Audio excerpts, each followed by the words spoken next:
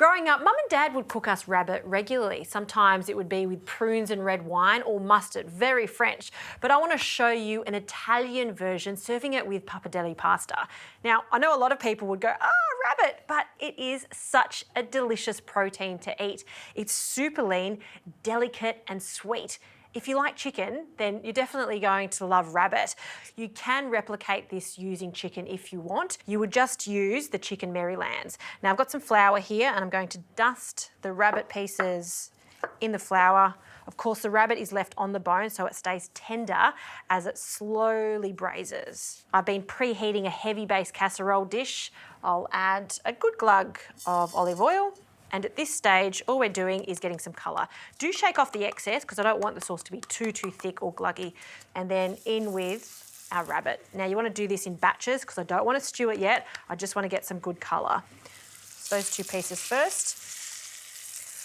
All right, I'll also season this with a pinch of salt and some pepper. Okay, we'll let that get some colour. I'll also chop up some fennel.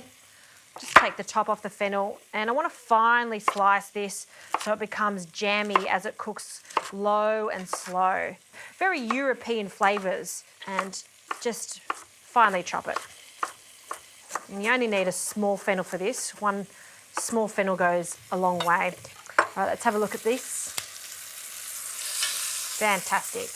And as I always say with a braise, the more colour you get on the actual meat at the beginning will really set you up for a good quality sauce, full of flavour. Look at that, that's the colour we're after. So once I get some good colour, I'm going to take them out, cook the legs. Once they come out, then I want to cook these 3 vegetables in some more olive oil. Cook it for at least 10 minutes. You really want to cook it down until it gets lovely and caramelised.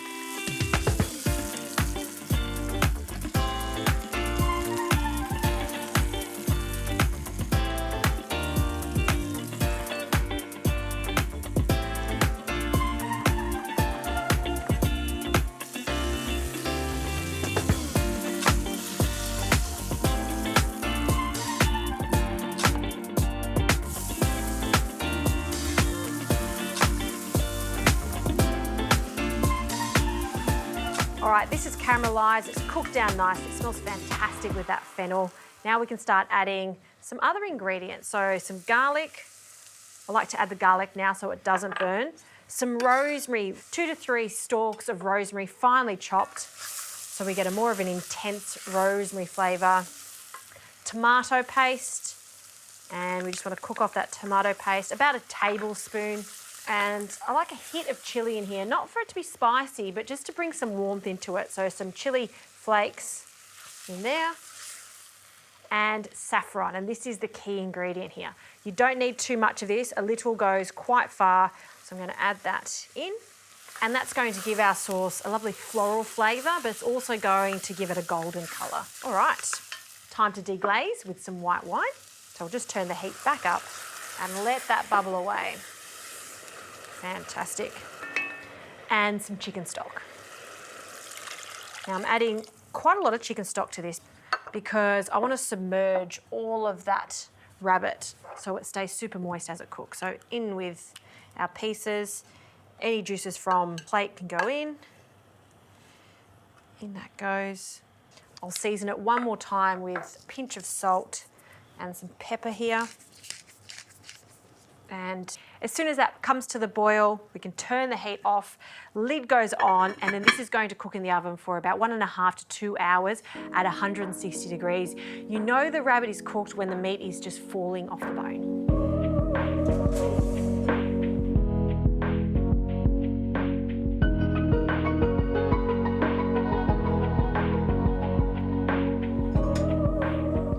Rabbit is out of the oven. It's been cooking for 2 hours. This is meltingly tender.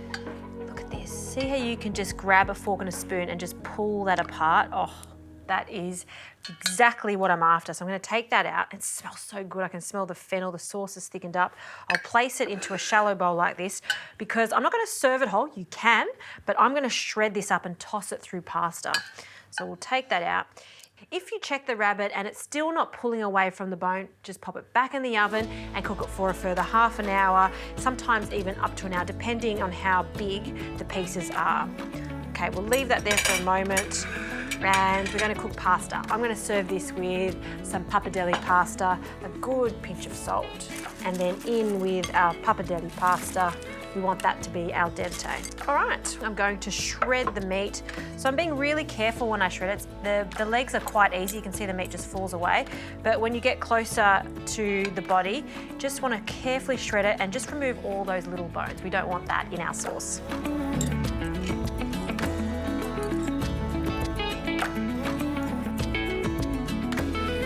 Look how much meat we've been able to shred off that rabbit. So this goes back into our thick sauce.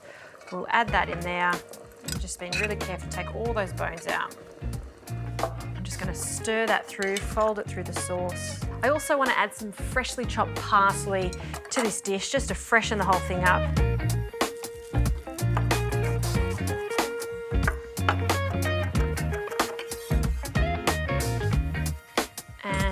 Drag our ribbons of pappardelle straight into the pot. And I'm serving it with pasta. There's no reason why this wouldn't work well with some mashed potato. Even some soft polenta would be delightful. I want to grab a spoon just to add some of that starchy water that's going to tie everything together, and a good amount of parmesan cheese. Toss all of this together. Really ensure that all of those gorgeous ribbons are completely covered in the rabbit. Grab a bowl and our tongs. I'm just going to add a generous portion to this. Those ribbons. And don't forget all of that shredded meat. We're going to place that shredded meat on top. Really show it off. It's looking good. A final flourish of parsley.